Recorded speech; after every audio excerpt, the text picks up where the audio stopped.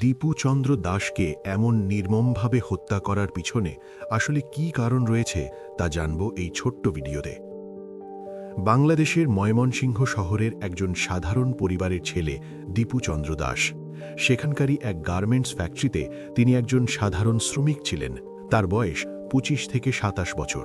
যখন দীপু দাসকে সাধারণ শ্রমিক থেকে প্রমোশন করে সুপারভাইজর পদে নিয়োগ করা হয়, তখন তার 3 জন প্রতিদ্বন্দ্বী মোটেও খুশি হয়নি।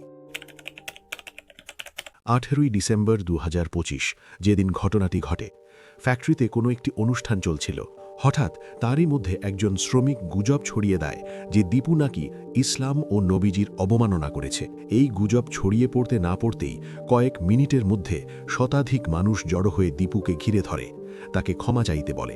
কিন্তু দীপু ক্ষমা চায়নি। কোনো প্রমাণ নেই, কোনো তদন্ত নেই, শুধু গুজবের ভিত্তিতে তাকে প্রচণ্ড মারধর করা হয়। ময়মনসিংহ মহাসড়কে তাকে একটা গাছের সঙ্গে জীবন্ত পুড়িয়ে মারা হয়। তার শরীর থেকে ধোঁয়া উঠতে থাকে, কিন্তু কেউ তাকে বাঁচানোর চেষ্টা করেনি। রাস্তা বন্ধ করে দেয়া হয়, যেন কেউ উদ্ধার করতে না পারে। একটা মানুষকে জীবন্ত পুড়িয়ে মারার এই দৃশ্য সোশ্যাল মিডিয়ার মাধ্যমে সবার কাছে ছড়িয়ে পড়ে। পুলিশের তদন্তে একটি কথা স্পষ্ট হয়েছে, দীপু চন্দ্র দাস কোনো ধরনের অবমাননাকর কথা বলেনি। একজন নিরীহ মানুষকে শুধুমাত্র গুজবের জন্য জীবন্ত পুড়িয়ে মারা হয়েছে।